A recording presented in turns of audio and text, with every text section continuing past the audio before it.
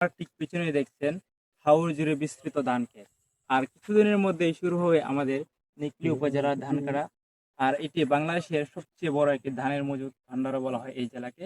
আর ব্যস্ততম সময়টাই কৃষকদের কাটে এই সুন্দর মৌসুমকে ঘিরে।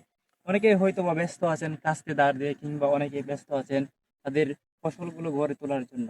অধীর আগ্রহে বসে আছেন অনেক কৃষক, অনেক ভাই এবং অনেক মানুষ। এই কৃষির উপর নির্ভর করে আমাদের পুরো নিকলে হাওরের মানুষ। হয়তোবা যদি এই মৌসুম সুন্দর যায়, তাহলে হয়তোবা সুন্দর করে গড়ে তুলতে পারবে এই সোনালী ফসল। কিংবা যদি কোনো দুর্ভোগ কিংবা দুর্ঘটনা ঘটে, কিংবা সৃষ্টিকর্তার যদি কোনো অসন্তুষ্টি থাকে, তাহলে হয়তোবা এই সোনালী ফসল করে নাও তোলা হতে পারে।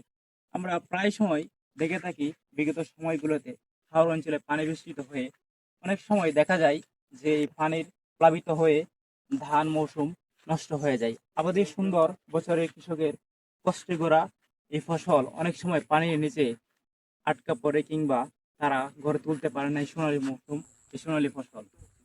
আমরা সৃষ্টিকর্তার কাছে এই প্রার্থনাই করি যেন কৃষক সুন্দরভাবে গড়ে তুলতে পারেন তাদের এই সোনালী ফসল। সো গাইস, আজকের ভিডিও এই পর্যন্তই। আর যদি আমার এই ভিডিও ভালো লাগে তাহলে অবশ্যই চ্যানেলটি সাবস্ক্রাইব করুন। হাওর বাংলা, হাওরের মানুষের সাথেই থাকুন। সবার প্রতি ভালোবাসা রইল। যারা কৃষক, শ্রমজীবী সকল মানুষের প্রতি আমার বিনম্র শ্রদ্ধা ও ভালোবাসা রইল।